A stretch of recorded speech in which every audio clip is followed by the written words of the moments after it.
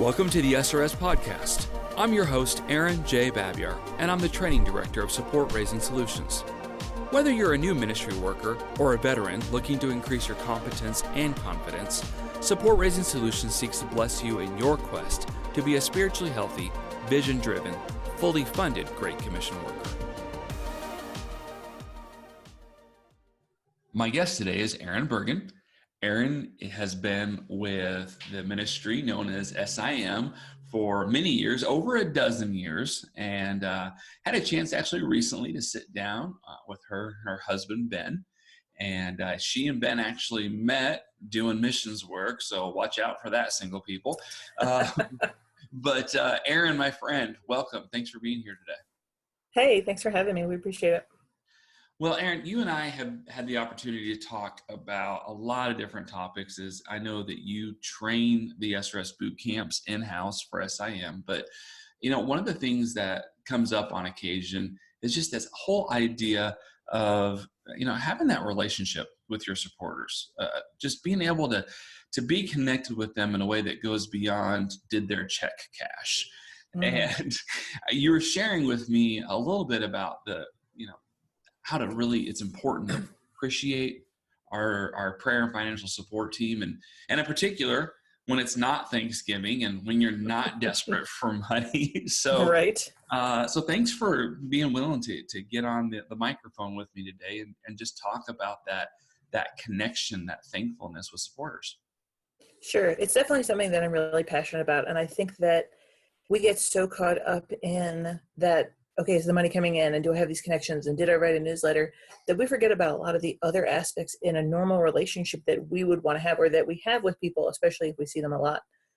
But what about those people that are at a distance, or what about those people that our relationship with them is based on our ministry and they support us in a variety of different ways? How do we go about being thankful and showing our appreciation and our love for them in different tangible ways?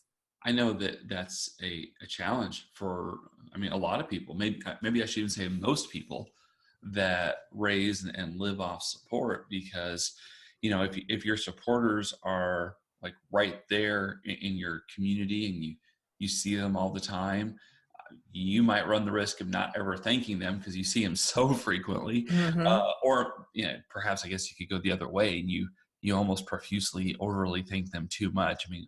There's got to be a balance there, but a lot of times people don't see the bulk of their support team on a daily basis. And it's not that they don't have a thankful heart, but they're not sure how to do more than just, make sure they got their email address right when they send out their newsletter. Right.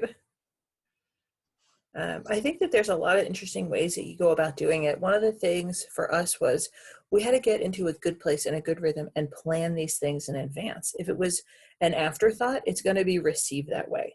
So you have to kind of, just like when we talk about raising support and keeping up weekly, adding people to your contact list and those other things, this is one of those things that I really like the idea of putting into my general plan. And you don't have to do everybody at once. You can spread people out, and maybe do one group of people each month, and you look at because I think for some people it's very overwhelming to think, all right, how do I put together thank you cards or gifts or items, or do a mailing for 60 or even 100 people, depending upon the size of your team. And as that becomes overwhelming, people are more likely to just be like, oh, I don't have time for that. Yeah. So you can totally break that down into more manageable bites. I actually got a letter this week from a dear friend in Morocco, a handwritten letter, 2 pages long, along with a card and a photo. And it was literally a thank you, but honestly, it was just more about him and his life. And he asked personal questions. So I could tell, like, this wasn't the sort of thing where he bought the fancy handwriting software and printed it. Like, he actually wrote this. And I remember thinking to myself, I will never do this. Because first of all, I can't read my own handwriting. I was just going to ask, is your handwriting that bad? Right. No, it really is. But also I was like, how did he do this? How did he find the time to write 60 or 100 or how many ever people's on his team? How did he do that? And I mean, he's the kind of guy, he's just awesome, and he will find the time to do that. But still, um, I don't know that I would have put that expectation on everybody else and say, make sure you write a handwritten letter, a couple pages long, every It's few a months lot. to It is. That can be a supporters. lot.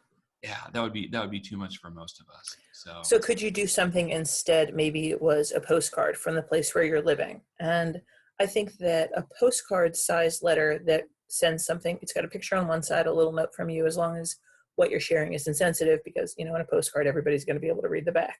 You yeah, could put it into an envelope. But to do something like that, like thinking of you, praying for you, and if you have that established relationship that you can be putting notes in there that are relevant to that person, it's why having contact or donor support, what's the word I'm looking for? Erin, help me. Um, a database like Karani, TNT, Donor, oh Elf, yeah, like something where you can, a every contact manager, yeah, something that you can keep some notes on so that nobody expects you to keep all that in your head for 60 people, but yeah, that you could write something that's got a personal touch to them, and it doesn't have to take long. And I think, all right, if I had 60 people on my team and I did one a day, that mm, looks like 2 months. Even if I mm, took the weekends out, I'm looking at still less than 3 months, and I'd be through everybody. That's yeah, much more manageable than trying to sit down and do it all at once. yeah. And you can extrapolate numbers from there if you feel like you have the ability to sit down and write three short letters in 30 minutes, and you want to do three a day and get it done. So that's fine too. You can you can really kind of build that out and build it in. But sounds like what's important there is that you actually have a plan, you have an intent, you know what you're trying to do and why you're doing it, and you have a clear goal. Exactly. You mentioned something too about postcards. That is a great idea. And I just recently was in a closed country, and it took some advanced, real thinking and planning, and I had to have help. I'll admit this. I had a very administratively gifted person help me. But we talked about it 6 to 8 weeks before I even left the country. And I just said, hey, while I am there, I would love to be able to send not just a newsletter. I want to send a postcard to my support team. And Mm. how do I do that? And honestly, Erin, I am not gifted at this kind of stuff. So, I mean, for those of you that aren't gifted at this, don't sweat that. There are people that are. You have to ask questions and find somebody to help you. But in this case, my friend was able to say, oh, hey, this isn't that hard. Here's what I need you to do. And in reality, what happened is I pre-wrote about a 2-paragraph general update of what I thought would be true when I was in that Nice. country. And I had the ability to edit it last second. I had a secure messaging software. But then also while I was in that country, I think I took 3 pictures that were just great pictures. They gave some scope to where I was and what I was doing, but also, leading out faces, because again, it was a closed country. And I messaged those back to the person that's helping me out. And all of my supporters, while I was still in that closed country, got a short postcard with, it had those 3 pictures on it. It named the country where I was. I mean, all that happened. Meanwhile, that all happened on the U.S. side because I had somebody helping me who they had a plan. They had the addresses. I'm sure they used some online, website or something that actually printed and sent the postcards. It was very affordable, but I've only been back not even a week right now, Erin, but Oh, wow. I think I've heard from, I don't know, 10 or 15 of my supporters who are like, thank you so much for that postcard. That was awesome. That's terrific. You made another really good point. One of the things that we encourage people to do, I know when you're overseas and you're trying to do this, it's like, oh, but it takes so long to get this stuff home. By the time they get it, it's not relevant. What if it gets lost? Postage is expensive. I will say that, first of all, getting a letter, a real, for real letter or a postcard in your mailbox with postage from overseas is amazing. Mm-hmm. If that's something that you can't do, we talk a lot in boot camp about cultivating relationships with your supporters because they could be future teammates. As people and as churches come out and they visit you, or people are interested in your ministry, or you have teammates that are returning to the US, you could definitely make a stack of letters or postcards and ask them to mail them for you when they get home. Give them the postage, make it easy for them. Put the workload on yourself where it's supposed to be, set it all up, put US postage on it, or pay them to buy US postage and say, throw some stamps on this and throw these in a blue mailbox someplace on the corner of a street, or Yep. take these to the mailbox for me. Yep. And your people are going to get this note. And that surprise factor is something that's so sweet and that unexpected. It's why we talk about raising support or giving gifts when it's not Thanksgiving and when you're not desperate, because you want that, hey, I was thinking of you thing. And that's a whole different level of gratitude with people. You know, you made a good point there, Erin. The letter I got from my buddy in Morocco, it was definitely mailed from the US. So I don't know how or when or why, and I don't need to know all that stuff. But as someone who raises and lives off support, I know that he had a plan. And yes, again, very personal letter, but somebody must have been coming from the Morocco to the US and had, I'm guessing, 10 or 20 or 30 or 60 or 100. I have no idea how many people are on his team. Had, you know, a stack of those letters in their bag. And when they hit the US, they dropped them in a post office box. I want to interrupt this podcast for a brief heads up. This is Steve Shadrack, author of The God Ask. Support Raising Solutions is running a contest to win an SRS swag pack.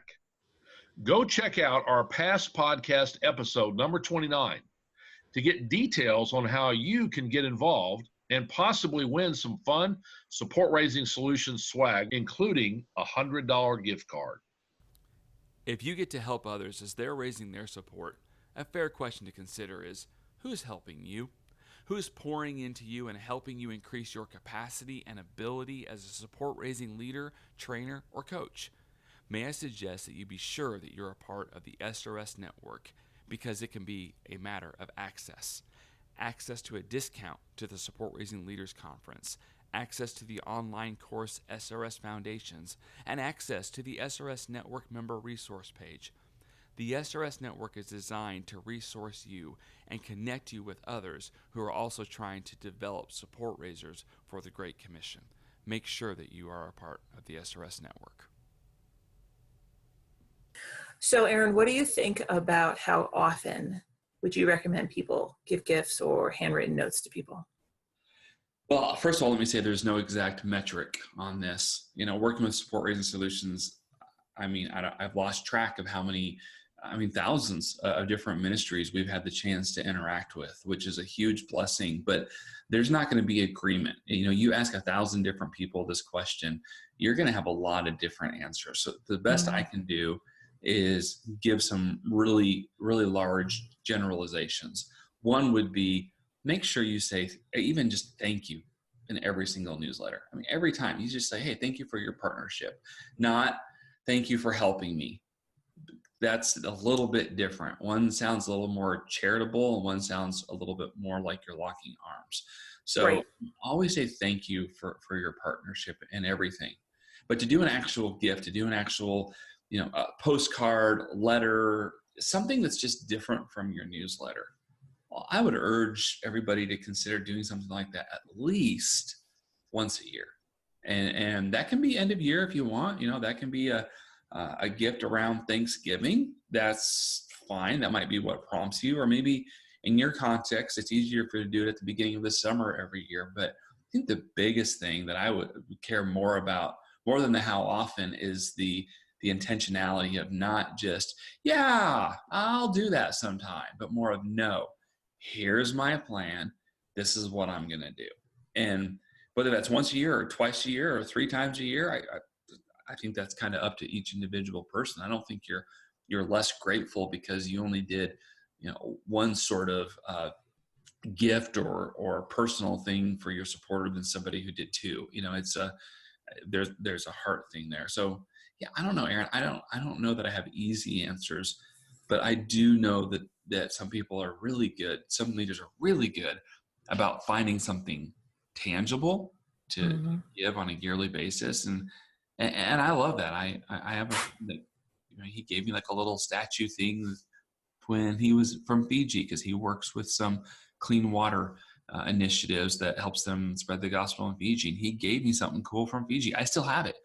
Now, I know it probably didn't cost him $40. Like, it didn't have to be this expensive thing, but it was a tangible, cool thing that I could stick on my bookshelf. I was like, yeah, that's a good reminder for me to pray, pray for Bob. Bob's somebody that I love that's doing ministry for Jesus there. So anyway, Right. those are some of my thoughts. What do you think? How often and that kind of stuff do people need to say thank you, not just when it's Thanksgiving? Right. I agree. I recommend at least once a year. I think that, and there's a lot of different ways to go about doing it. When we travel, when we go to other countries, because we're based in the U.S. now, when we were in Thailand the last time, we brought back a variety of gifts for our supporters, like cool, very colorful Thailand magnets from the elephant sanctuary. And they came with an explanation of what they were and what it went towards. But we also went at the same time as an updated prayer card for us. So it was like, here's our magnet, here's our ugly mug, stick this up on your fridge. And so that people could remember that it was us and what we were doing and what we were up to, and something to like hang that hook on. We did other things. We've done scarves for women who partner with us in ministry. We've made homemade candies and sent cookies and fudge. I mean, we keep in mind, I have some supporters who are diabetic, so I try not to send that stuff to them. That's just mean and temptation. But knowing them and having that level of relationship to know, okay, this woman can't eat this. This person shouldn't have that, or they don't like that. It's really good for me. It fills that thing that I have in my heart that loves to do hospitality and loves to minister to other people and not just feel like the relationship I'm building with them is a one-way street, because that's not a real relationship. Right. But if I'm doing something, we've done bookmarks, friends of ours have sent books, we've done Christmas ornaments.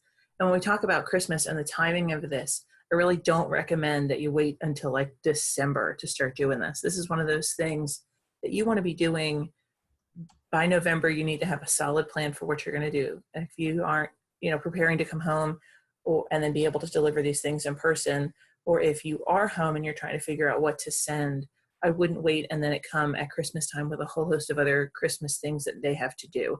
And if your goal in this, for me, it's not, hey, remember me in your end of year giving. That's helpful and that's always beneficial for you. But I'm not doing this in a manipulative way. I'm doing this as general appreciation and that, hey, I'm thinking of you.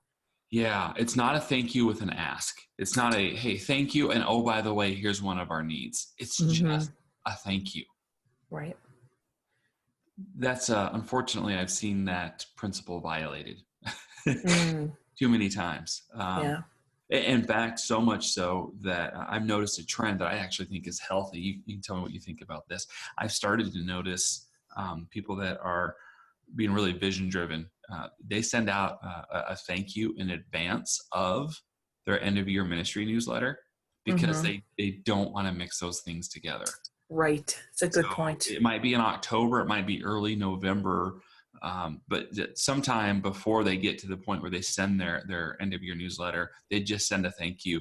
And it might have a tangible gift. It might be something they baked. It might be something they picked up from the island on which they live. I mean, who knows what it is exactly. But they send something tangible. It's just, hey, thank you for the partnership in the gospel. Lives are being changed through our combined efforts.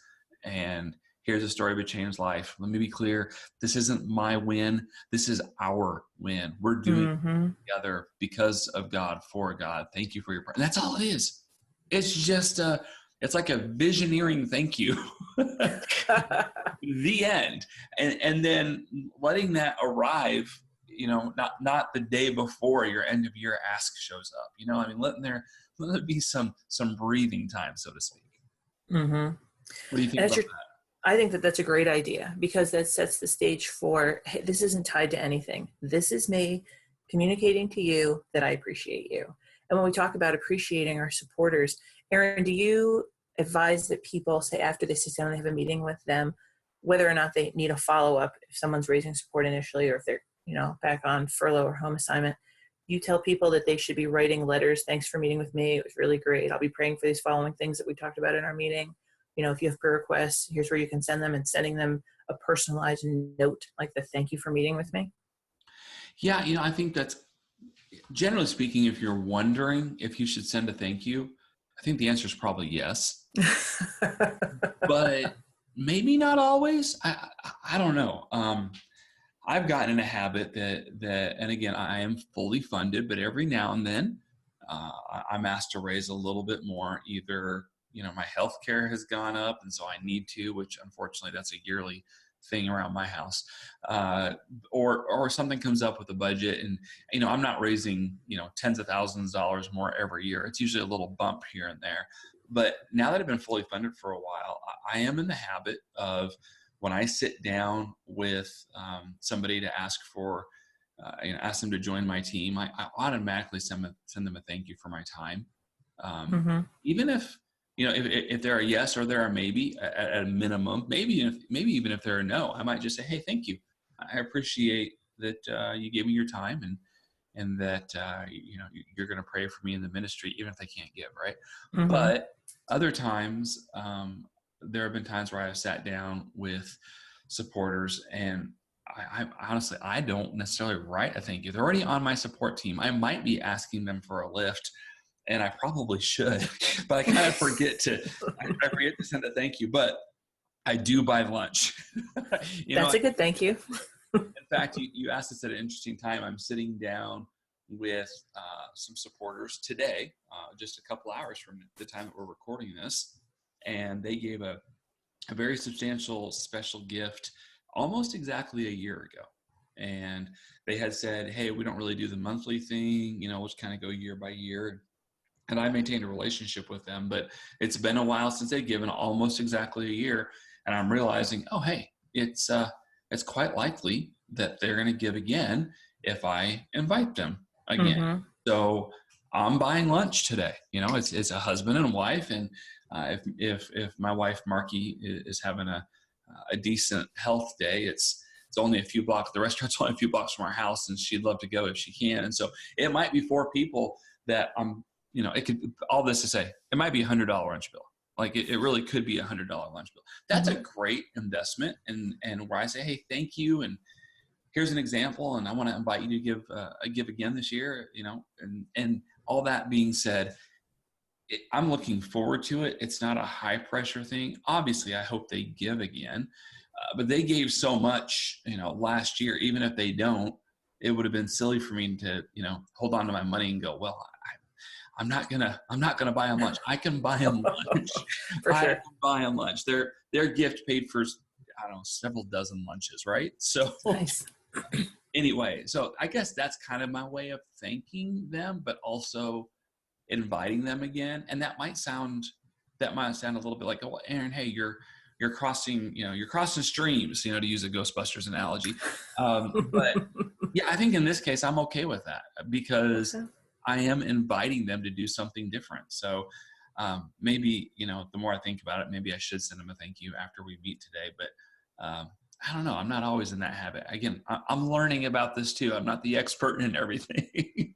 Well, I think we can do it easily by text too. I mean, especially if we have that relationship with people, it doesn't have to be a long drawn out, big flowery thank you. It's just especially if you have that kind of relationship where normally you're communicating by text, like, hey man, I really appreciated sitting down with you and you spending the time. We look forward to getting together again with you, and we're thinking about you, and we really appreciate your partnership. It really can be that easy. Yeah, that's a good point.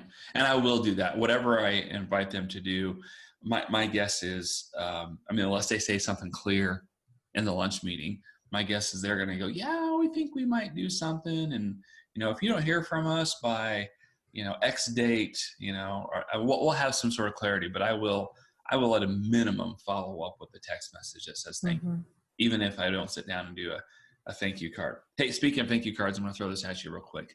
I don't know about your handwriting situation. It's not bad. It's not bad. Okay. Well, mine's unreadable. And so what do you tell people to do for thank you cards? They're like me. They know that people don't want to read their writing because it's going to make everybody assume they have no education. Because it's painful to read. Yes. Well, just like your newsletter that we want it to be good to read. Yeah, people with rough handwriting. I don't know where to start with it. That's a little tricky because it's not my experience. My husband's, yes, so I end up doing it for all of it because his handwriting is atrocious. What happens at your house, Erin? So what do you do? Well, yeah, I cheat. Oh. I totally cheat. And I'm not recommending this for everybody, but when my wife's health has been better and she's been able to to help. Yeah, she's definitely done all the handwriting in the past. That's not always an option anymore. And still my problem remains that my handwriting isn't so clear. So yeah, I'll print something out and sign it at a minimum. Mm-hmm. There are things out there where you can give your very best penmanship and then they'll keep that, and there's a program, and so you could actually type it out, but it'll print it out where it looks like you're slowly written. I don't even know how you do all those things, but there are ways to get around that. Okay. The other thing, and not everybody can do this, and the only people I do know that are doing something like this have been in ministry a few more years, but they find someone that can help them. And the same person that I mentioned earlier helped me with my postcards when I was sending from a close country. She loves that kind of stuff. She's very good at that kind of stuff. She said, "Hey, if you want to write it down, I can turn around and handwrite that out and make it look kind of like your handwriting, but more legible." And I was like, yes. So well, I kind of cheat, I get some help with that because I'm just not good at it. And I hope that we all, as ministers of the gospel of Jesus Christ can know where we're not good and where we are good and where we need help. And I realize not everybody's going to have somebody that can help them with handwriting. That might seem like this crazy luxury to most people, but if you could see my handwriting, that's like the difference between walking 10 miles and riding in a car 10 miles. Like that's how much time it would take me to write stuff out. It's better for me to use transportation if I can, right? So anyway, that's kind of how I have gotten around it. I realize that's not for everybody, but our grander point here is we want to say thank you in a way it's genuine. It's authentic. And we're not looking for something canned. We're looking for something that lets our supporters know, hey, this is a partnership. Thank you for partnering with me. This is good. And we don't want them to feel like an ATM machine. Now, what do you do when you have a supporter who you give this gift? And normally I get a lot of responses back when we do this. Oh, this is so sweet. I can picture your girls helping you make this. This is totally unexpected. And we see that, and that's a wonderful kind of response. So you get a thank you for your thank you, and then are you supposed to give another thank you? But No, you're not. But no, you're not. But we've had some people who've pushed back. They're appreciative, and they say, you don't have to feel obligated to do this. You should, we're joyful givers. You don't feel like don't send us anything else. We're totally fine. Right. What do you do in that? Because there's still that part of me that's like, but that's sad to me. I still want to show you that I love you and appreciation while still respecting your choice for me to, they look at it, I have a supporter, they look at it as a waste of our money to appreciate them. And I think that that's wrong, but how do you feel about that? I think that sometimes you have certain people that you treat differently. And, we want to live in this world where we treat everybody the same and blah, blah, blah. And I get that in a lot of different contexts, but this probably would not be that context. Meaning I even had a supporter once who, I really do, Erin, I try, I'm not the best in the world, but I try and stay connected to my supporters, and I'll send them a message now and then and say, hey, I'm just checking on you. How you doing? How can I pray? I don't do that every day or every week or even every month for all of my supporters, but it is something I try and do. And I actually had a supporter who called me on it, and he goes, hey, I know what you're doing. You don't need to do that. And I was like, wait, what? and he said, and this isn't an exact quote, it's a paraphrase, but he said, we don't really need to be friends. I appreciate that you're doing ministry and I'm supporting you. You got the support. That's all I need. Wow. Right. Yeah, exactly. That was kind of my reaction. But you know what? What ended up happening is now he's on my list still because I don't want to stop praying for him. I don't want to stay connected. And yet he's kind of told me he doesn't want that much of a connection. And so if I'm sending a postcard to everybody on my support team, I'll usually include him. But if I'm messaging, like personal messages, again, not all in one day, but if I've decided, hey, I want to message everybody on my support team, he's not on the list. I'm just not going to do it because he's already pushed back. He's let me know he's not looking for that sort of relationship. So yeah, I'm still going to do the same thing with the bulk of my supporters. But if I have somebody who, for whatever reason, they don't appreciate the appreciation, for whatever reason, maybe they think it's a bad use of our time.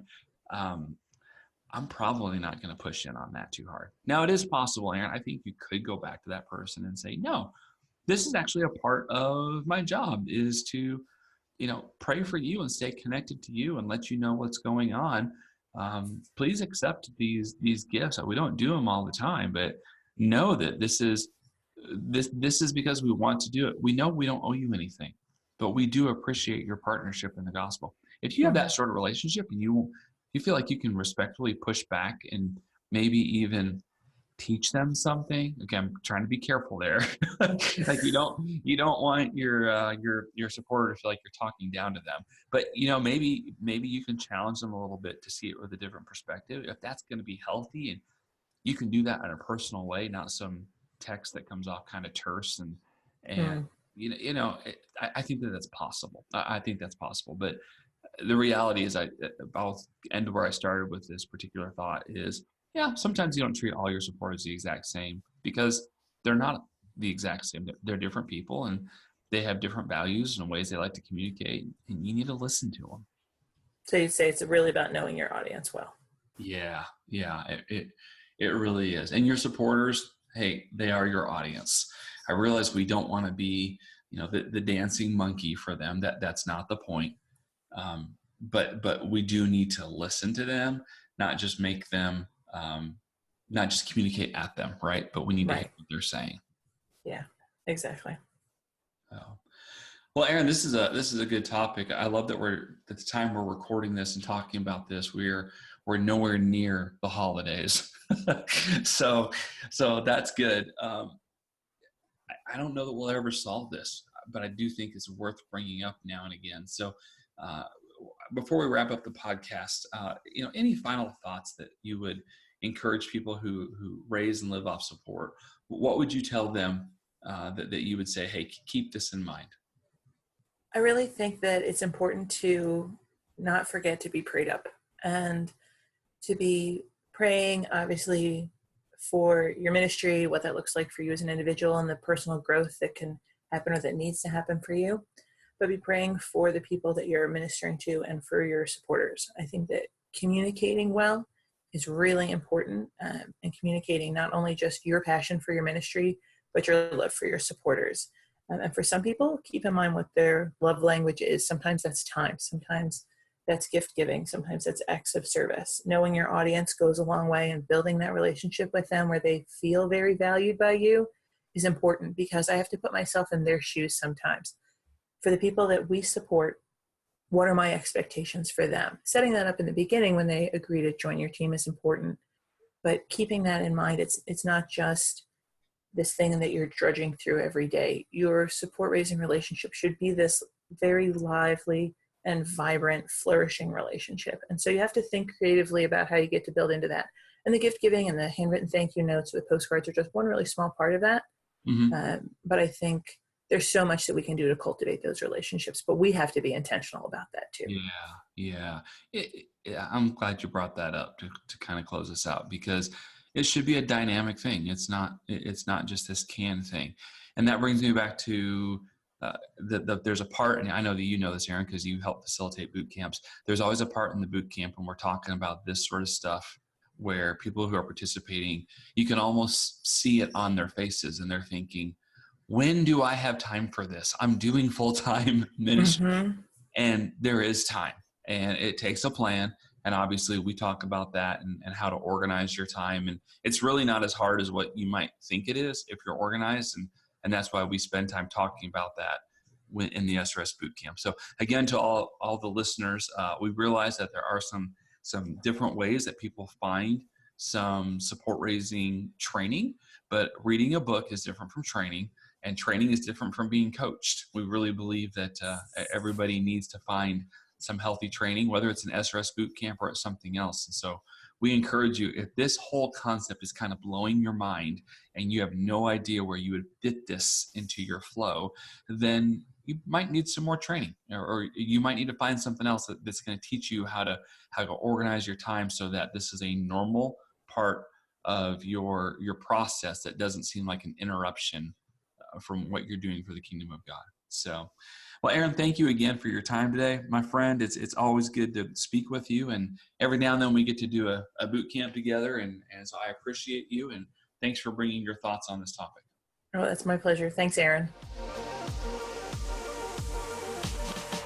Thanks for joining us for this episode. We would love to hear your ideas for future content.